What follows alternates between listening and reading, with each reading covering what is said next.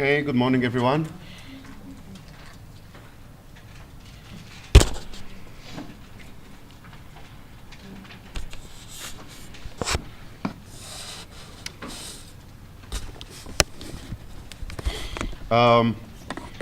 Let's continue on chapter 9. This is where we stopped at last time. And just let me remind you again that if you wanted to do good in the next exam, follow what I mentioned before. Otherwise, if you do bad in the next one, blame yourself. I'm telling you exactly what to do. Number one, again, you study same day or next day. Don't wait a week or 4 or 5 days or something. Every day is like 10% is gone. So don't wait. Same day, next day. This is how you study. You have the recording, except one time it didn't record the sound, I understand. But otherwise, it's always available. Okay? Number 3, very important. How many hours should you study? These are not my numbers. It's 3 to 4 hours per credit hour per week. Not my numbers. Okay, these are the national numbers. So if this course is 4 credit hours, so you should be doing somewhere between 12 and 16. So if you're not doing 16 hours a week, the minimum is 12. The normal is 16. If you're not doing 16 hours a week, then you're not doing what you should do. If you study 4, 5, 6 hours a week and you think that's fine, I should be doing good, that's not true. Okay? Unless you have something special that I don't know. I'm talking about the average. Some people have a very solid background or like have this kind of memory that once they reach something, that's it, that's all what they need. But this is an exception, and I don't know about that. I'm talking about the normal memory, the normal student. 3 to 4 hours per credit hour. So if you're doing less than that, you're not doing what you should do. The last thing is quizzes. If you only study and you don't do quizzes, you're not ready for the exam. I'm telling you, you're not. No matter how much you study, I'm fine. Let me see. Try one of the quizzes that I posted already. At the end of the quiz, it should give you a certificate. Look at the certificate and see before you get to the actual exam, right? You can practice it several times. Try and see what you got. I got 70%. You're not good, right? Why would you get 70% in the quiz and you expect to get 90% in the exam? It should be the opposite, actually. If you do 70%, expect to be 60, 65 in the exam. If you're doing 90, expect 80, 85, and so on. So even if you didn't do good, that's not a problem. Do it again and do other quizzes. And I made some searches and I supplied you with some of these quizzes, but these are not the only quizzes out there. You can search for yourself and find more. So if you don't practice, it doesn't matter how much you study, it doesn't matter how much you think you're prepared and ready, you will not do good. Is it clear enough? Okay? I did that so many times. I had many classes, and I'm telling you that this is what you will find out later on. So find out from now. I'm telling you.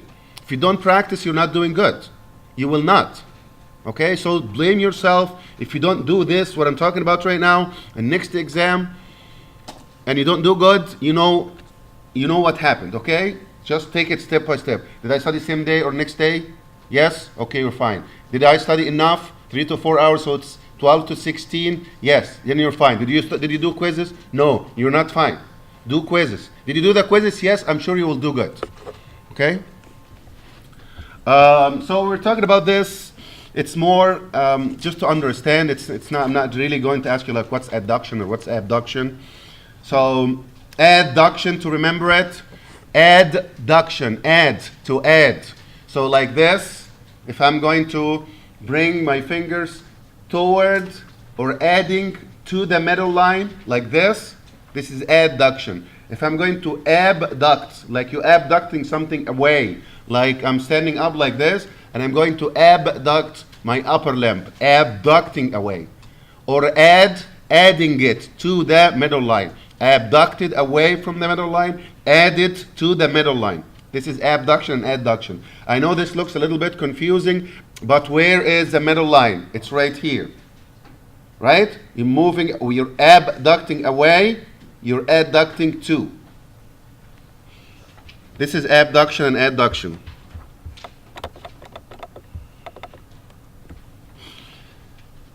Circumduction is basically like you're drawing a circle like this. This is circumduction. It's both angular and the circular at the same time. Here is an angle, angle, angle, and at the same time you're doing a circle. It's just to understand, like this. Again, I'm not going to, this is not a lecture question, just to understand. Rotation, medial rotation versus lateral. This is going to help you in the next chapter when you do the muscle, so let's just understand it, not because I'm going to ask you, but just to understand it. If my upper limb is like this is called rotation, like this, rotate. When you rotate along the axis, around the axis. So here is the axis in the middle, and I'm going to rotate like this. It's not like this. This is circumduction. Okay? So circumduction is the circle with angle. But without angle, this is rotation. Now, if you're rotating like this, look at my thumb. I'm rotating to the middle line. This is medial rotation. If I'm rotating like this is lateral rotation. Medial, lateral. Okay? So this is the anatomical position, isn't it? This is the anatomical position. If I'm going like this is medial rotation. So you're rotating around the axis, but toward the body. Medial rotation, lateral rotation. Okay? Same thing for the lower limb. Medial rotation, lateral rotation. It's rotational around the axis.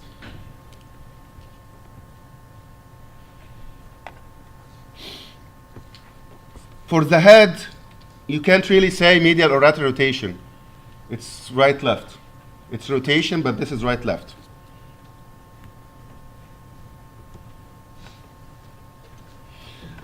Something special for your hand and your upper limb, it is kind of rotation, but you don't call it rotation. You call it pronation versus supination. So if I'm like this is rotation. Medial rotation, lateral rotation. But if I'm doing like this, okay, when I rotate like this is called supination. And this is called pronation. To remember it, do you know when you sleep, when you lay down, you lay prone or supine position, right? So consider your upper limb is your body. This is your face and this is the back, right? So if I lay down like this is supine. So you call this supination. How about this? Face down? Prone. So you call this movement? Pronation. Pronation. So this is a special movement just for the forearm. So pronation versus supination.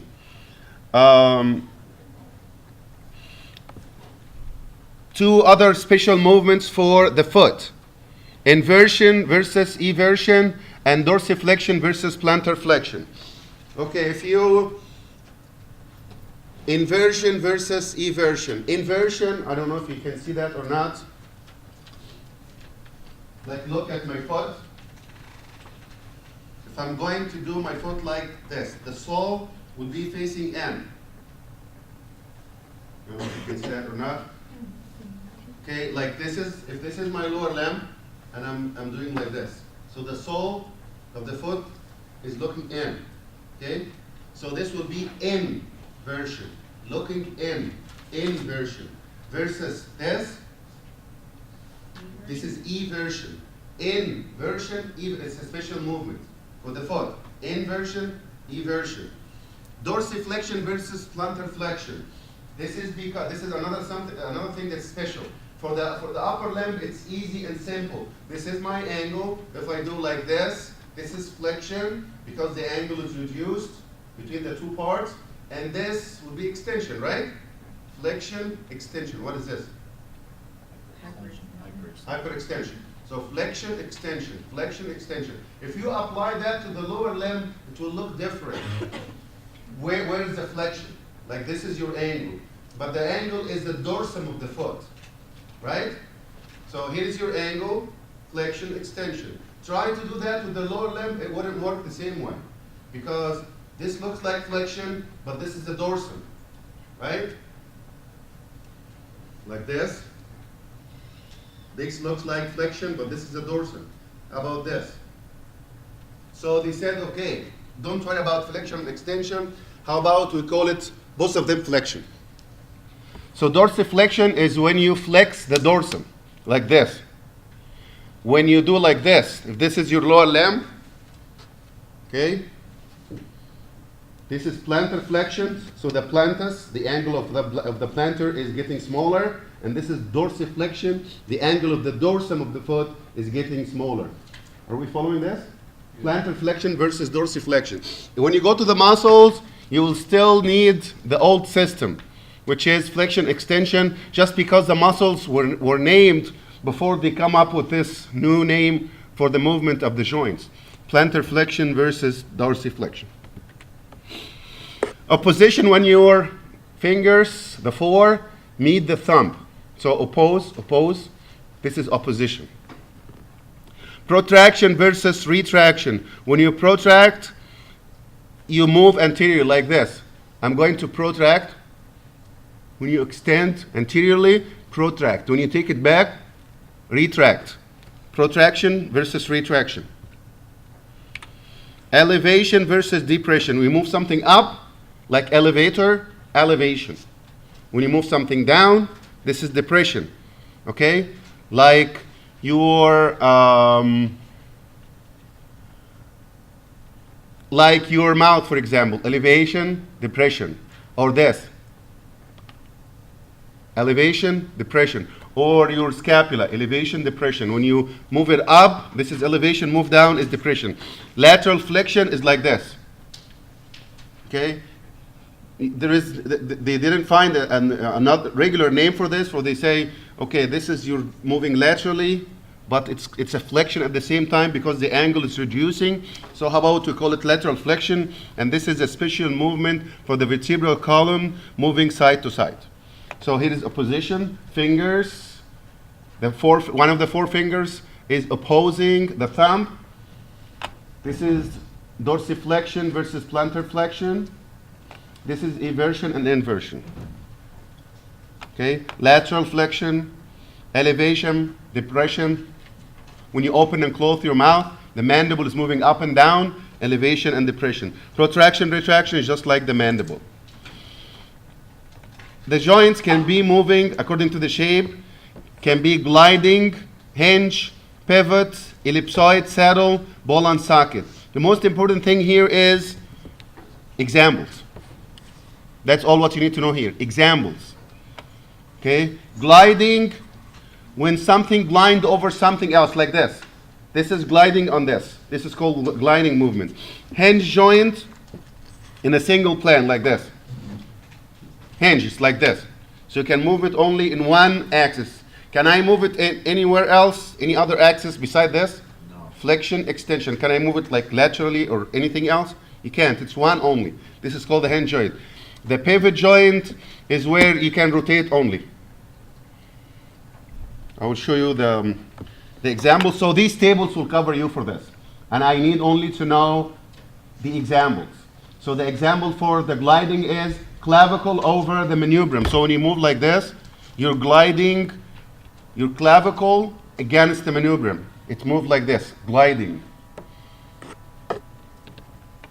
Okay? Hinge is like the elbow. Pivot joint is like the 1 and 2, C1 and 2, when you rotate like this. Do you remember how it looks like the vertebra number 1 and 2 when one of them has the dents and the other one goes like this? Do you remember this? So this is the pivot joint. What's the example? The first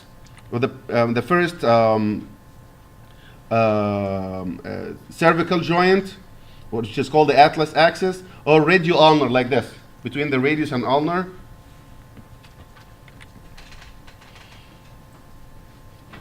Okay, let's take from the table.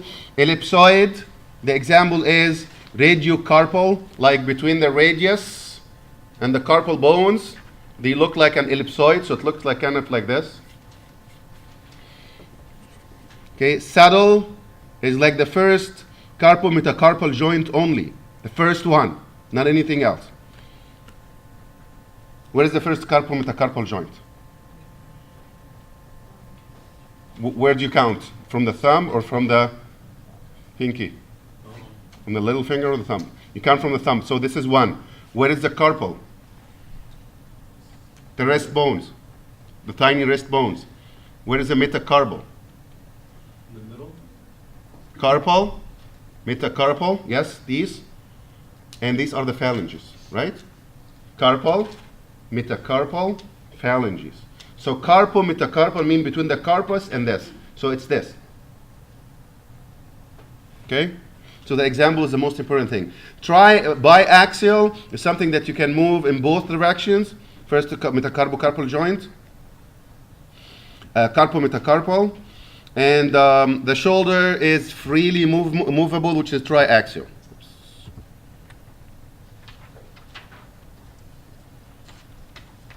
Okay. Intervertebral articulation. This is a movement between the vertebrae. Obviously, there are discs in between each two successive vertebrae. You know that, right? You see that in the lab. Here's a vertebra, here's another vertebra. There is a disc in between those. That's called intervertebral disc. And the intervertebral disc itself composed of two parts. If you look at this picture here, here is vertebra, disc, vertebra, disc, vertebra, disc, and so on. If you look at the disc itself, look at the inside of the disc and outside. The outside is called annulus fibrosus. Annulus fibrosus. And the inside is called nucleus pulposus. Nucleus is the nucleus of something, the inside filling of nucleus. So this is the nucleus pulposus and this is annulus fibrosus. And this will make sense when you talk about the herniation. It's different than when the whole intervertebral disc move out of space or out from the position, regular position, which is in between the two vertebrae, and if nucleus pulposus only is bulging out. So these are two different scenarios. So we need to know this, right? Annulus fibrosus versus nucleus pulposus. Annulus fibrosus is tough inside, and the nucleus pulposus is elastic inside. So tough outside is annulus fibrosus, elastic or soft inside is the nucleus pulposus, and the nucleus pulposus, which is the yellow here, is to absorb shock. It's soft inside.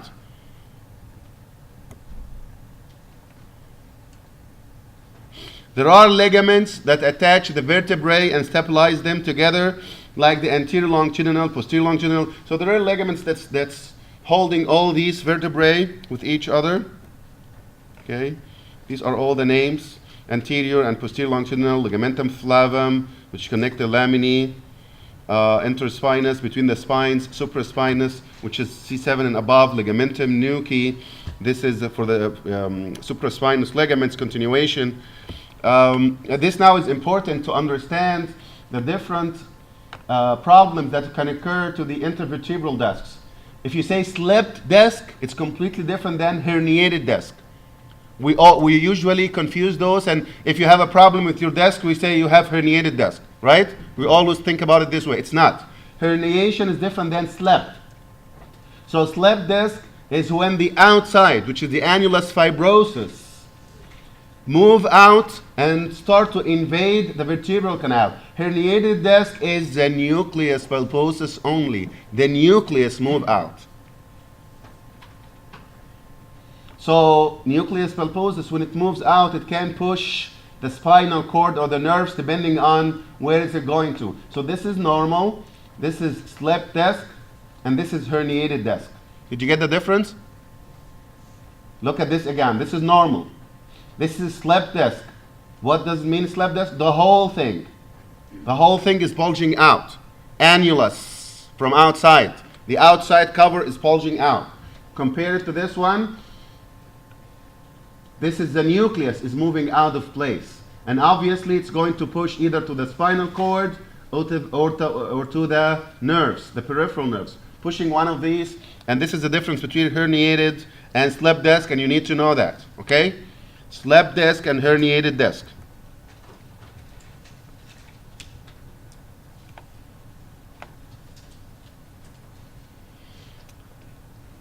There are different movements for the vertebral column: flexion, extension, lateral flexion, rotation. These are all different movements.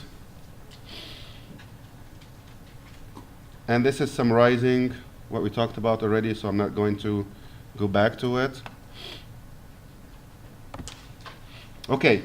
Again, I mentioned before, and I'm repeating that the part that we define the different movements is important.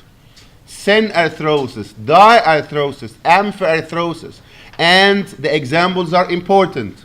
Okay? And because this is important, so obviously in the exams I focus on the more important things. So when you see something like that in your exam and you don't do it, you already know, right? You already know, I'm telling you. Everything that I'm focusing on is the core of the chapter. Things that are related, I always go through it, but focusing more on the core of the chapter. So you need to understand it both ways. I can ask you about example of synarthrosis, or the other way around. I can give you a joint and I ask you what type is it? Is it synarthrosis, diarthrosis, or amphiarthrosis? Is it monoaxial, diaxial, or biaxial? And if you forgot, remember your own joints. Like this is monoaxial. Can I move it any other direction? The elbow? No, I can't. This is monoaxial. How about this? Biaxial. Right? So you can always try. The triaxials are shoulder and the hip. So always remember this. The shoulder joint, it's diarthrosis. And what's diarthrosis means? Did you study what we did before? What we finished before? What diarthrosis means? Diarthrosis, freely movable joints. Okay, if you don't remember, and I told you already this is the core of that chapter, and you repeated it, and you focused on it, and you still didn't know, right? You need to study more. This is the core of the chapter. I told you already. Diarthrosis means freely movable joint. This shoulder and the hip joint, both of them are called ball and socket. So this is a ball and this is the socket. The ball goes inside the socket so it can freely move all around. Ball and socket between the humerus and the glenoid cavity.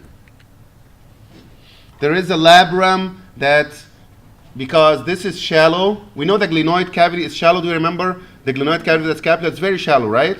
So when you put the head of the humerus like this, it can easily detach. So there is a labrum like this, like lips. Labrum mean lips. So there are some lips that protrude from the glenoid cavity to deepen or to make the socket a little bit deeper to protect it. Still shallow, but not as shallow. So you're making it a little bit deeper. This is the glenoid labrum.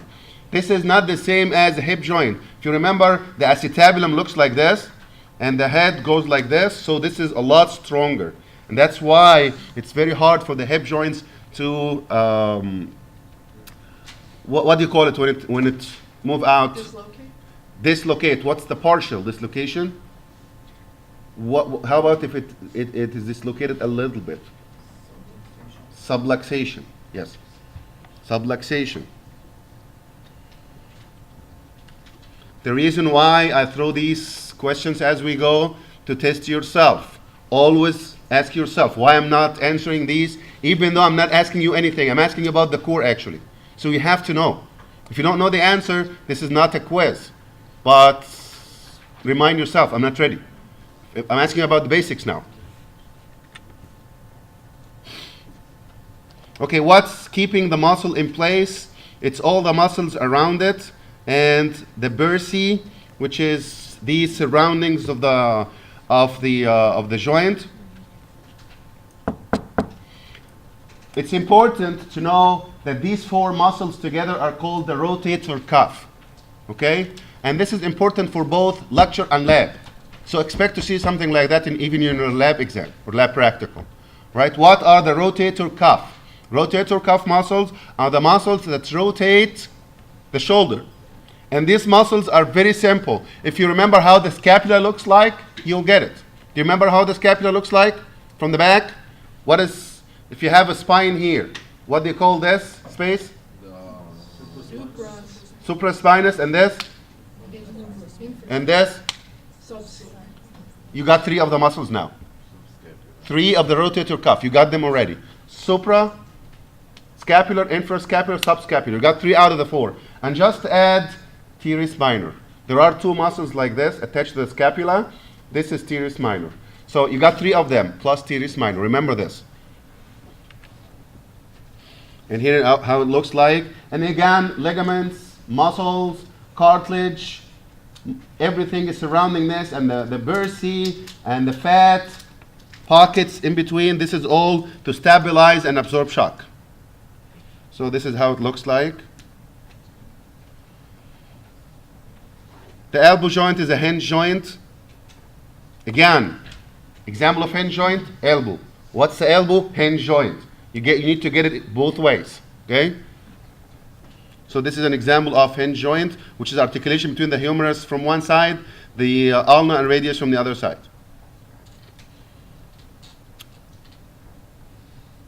So this is actually two articulations, one between the humerus and the ulna, like this. This is the humerus. How to know the ulna from the radius? This is ulna or radius? Pinky is ulna, and the radius is thumb. Okay. So between the hip, between the humerus, and the ulna, humero-ulnar. And between the humerus and the radius, humero-radius, or radial joint. These are the two joints. So the elbow joint is actually two joints, two in one. And here how it looks like. There are ligaments and muscles stabilizing the joint, specifically the biceps brachii muscle. These are all the joints surrounding and stabilizing this. The next is hip joint, also known as coxal joint, coxal. And this is another example of ball and socket, but this is stronger and more stable than the shoulder. So the two examples of diarthrosis is shoulder and hip. Both of them are ball and socket. But because the socket of the hip joint is deeper, so this is more stable and stronger. Is the hip joint monoaxial, diaxial, or triaxial? Hip joint, It's triaxial. diaxial. If there is any direction that you cannot move your hip, No. It's diaxial. you can move it all around.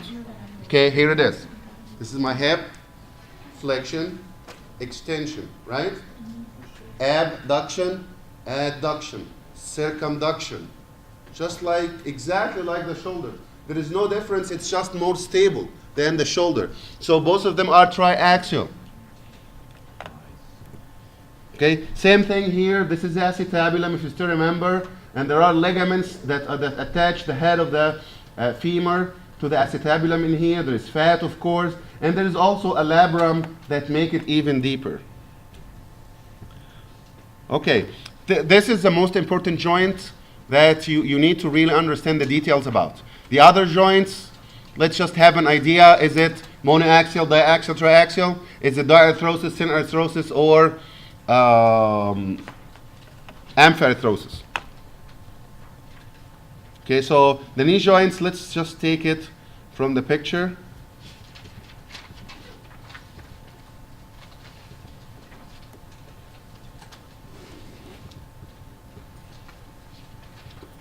Okay, if you look at this, these are all ligaments from outside. They start from outside. This is a quadriceps tendon that attacks the quadriceps, which is all four muscles in your thigh, anterior thigh. So this is the tendon attached to the patella, and the patella itself will attach to the tibia through the patellar ligaments. So these are two ligaments stabilizing the joint. So this is two. You will have tibial collateral ligament, which is this, attaching the tibia to the femur, and fibular collateral, which attacks the fibula to the femur. And you also have the patellar retinaculi, which is joining the patella to these other ligaments. This is the stabilizers. If you look at it from the back, these are called the popliteal ligaments. And popliteal is coming from the fossa in the back. This cavity, this fossa in the back of your knee is called the popliteus fossa, or popliteal area. So this is why this is called popliteal. Okay, if you're looking at this, this is the cruciate ligaments. I think we're familiar with that. I have a tear in my cruciate ligaments. If somebody's playing sports, or if you know somebody's playing football or soccer or something, you should be familiar with the cruciate ligaments. These are the ligaments that attach the femur to the tibia, but it's crossing. Cruciate, translation in English is crossing, because it goes like this. One of them goes like this, and the other one goes like this. So they are crossing. Anterior is crossing and the posterior is crossing. Both of them are crossing with each other, and this is where the name came from, cruciate ligament. This is the anterior and this is the posterior, just like this. So that's the ACL and PCL? Anterior cruciate ligament and posterior cruciate, yeah, ACL, PCL. If you're playing any sports, you should be familiar with this. This is just looking at it from the other side. So this will be the posterior cruciate and the anterior cruciate ligaments right there. This is the condyle, medial condyle and lateral condyle. This is from the bone. Okay, this is just summarizing all of this together. Okay, what happened in aging? This is important. Okay, what happened in aging? Rheumatism. What's the rheumatism?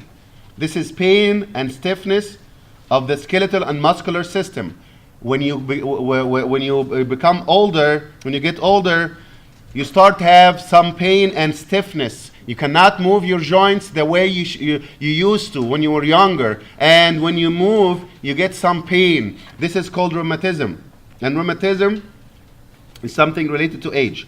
Arthritis. This is the rheumatism that damage the articular cartilage. And the articular cartilage goes like this. Here is one bone, and here is the other bone, let's say here. Okay, there is cartilage that's covering this one, and cartilage that's covering this one. So obviously, never bone to bone. There is cartilage to cartilage. The cartilage is smooth, soft, it absorbs the shock. So as long as you have the cartilage intact, you don't have a problem. You don't have a real friction between the end of the two bones. There is cartilage here and there is cartilage here, smooth, and it can absorb shock, so you don't have a problem. Once with age, or if you're playing something that's too strong, or you're heavily exercising beyond the normal, or playing like football or soccer or something every day. Anyway, if you're abusing your joints, basically, here is what's going to happen. The cartilage here will start to be damaged, and the cartilage here will start to be damaged. So this will make some friction to the extent of, it can go all the way that you lose the cartilage altogether, and it will be bone to bone. But this is too extreme. So if you start just to damage the articular cartilage, and what's the articular cartilage? It's the cartilage within the articulation. What's the articulation? The joint. So we're talking about this. Articular cartilage. Once you start to damage like this, there will be friction. It will not be smooth anymore. So you have friction, you have this pain, and you can't move, and so on. Osteoarthritis, this is wear and tear of the joint surface. Usually osteoarthritis is something that starts after the age of 60, so it's another aging process, and this is wear and tear. There are some genetic factors, so you see some people that get the osteoarthritis at the age of 50, for example, and others don't get it until they are 70. So there are some genetic factors that are affecting their collagen formation, and the collagen is the connective tissue that make part of the cartilage and the bone as well. So if you have a problem with that, you don't have enough collagen fibers or enough collagen, and that will make your cartilage weaker, and it can actually become torn easily. Rheumatoid arthritis is completely different, and this is an autoimmune problem. This has nothing to do with the wear and tear or sports or anything else. This is immune problem. Here is what's happening here. This is your joint, and you have cartilage here. Everything is fine. For some unknown reason, your immune system is not supposed to attack your own tissues, right? It's not supposed to. The immune system is there to protect you against any invaders, any foreign body, foreign pathogen, anything that's coming from outside. You're not supposed to attack your own tissues. So here come the immune system, for some reason, totally forget, have amnesia, lost memory that this is your own cartilage, and start to go and attack your cartilage, destroying the cartilage, and it's a progressive process. Okay, and it's very hard to deal with. What precipitates the condition? Yes, even though it forget about this, but there is something else that's promoting this process. So the immune cells will go around and attack your joints, but if you have infection or allergy or something, it will promote the condition even more. It will provoke the immune system attack to the joint. So this is an autoimmune process that causes inflammation because of the immune system attacking your joints. Can be autoimmune, can be infection and allergy, but it's something in the immune. And autoimmune, auto means self. So this is immunity against your own self. It's not supposed to happen. This is one of them. There are a lot of autoimmune problems, but since we're talking about articulation, this is what's related here. Gouty arthritis. Gouty arthritis is another condition where crystals start to... So this is one bone, this is the other bone, you have the cartilage, everything was fine, and then something happened to the metabolism, and these crystals start to increase.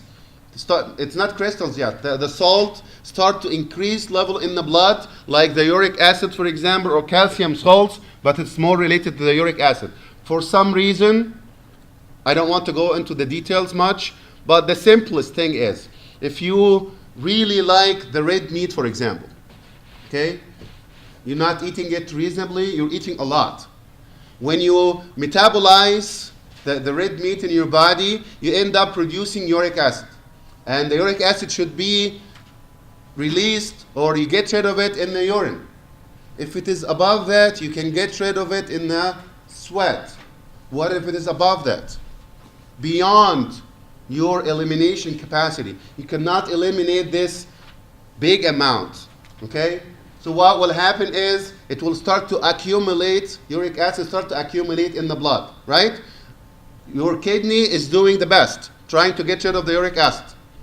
You get rid of some of it in the sweat, you still have a lot.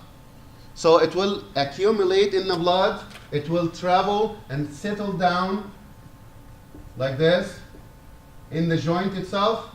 So it's a foreign body, obviously, it's not supposed to be here. So the inflammatory process will start to attack.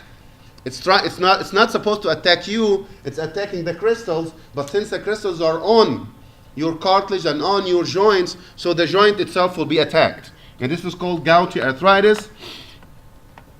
So it's a metabolic disorder. The other thing is, how about I'm just eating normal, just like everybody else. I'm eating the meat, just normal.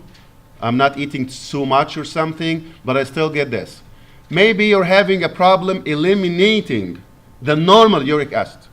So you're not producing a lot of uric acid, you're producing just normal amount, but your kidney cannot handle it.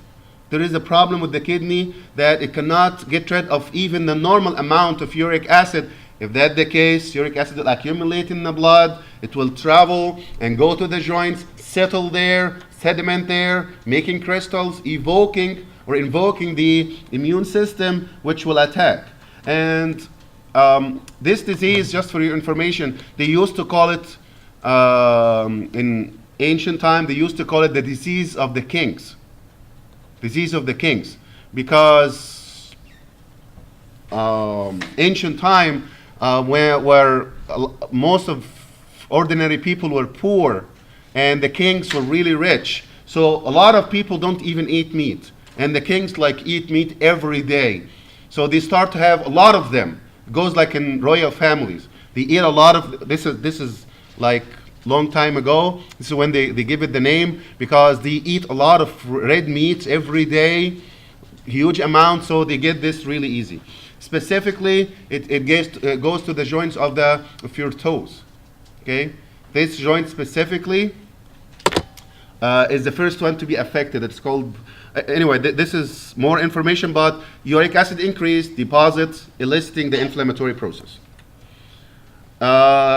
Mobility start to increase with age, decrease with aging. The bone become weaker, okay, decrease, fracture more, broken more, dislocated more, so everything goes down. Recycling is the equilibrium between osteoblast and osteoclast. What's the osteoblast? Promote. Yeah. Is it the bone builders or the bone breakers? Builders. Builders, osteoblast. And how about the osteocytes? They maintain. Maintain and modify. They don't make it. How about the osteoclast? They break down. Breakers, they come from phagocytes. They are phagocytics. They are white, coming from white blood cells. It's not bone cells. Okay, so there are a lot of factors that make the bone stronger. Age, physical stress, hormones, calcium and phosphorus, genetics, environmental factors. All these factors together affect the bone strength. So obviously with age, the bone become weaker. Physical stress, you exercise more, the bone become stronger. Use it or lose it. You're using your bone because you're exercising. Your body will say you need the bone. It will make it stronger. Versus if you're laying down, if you're not moving much, your body will think that you don't need the bone that much and will start to take the collagen, start to take the calcium away from the bone, which will become weaker. Are you providing your body with enough amount of calcium and phosphorus or not? So this is something, this is another thing.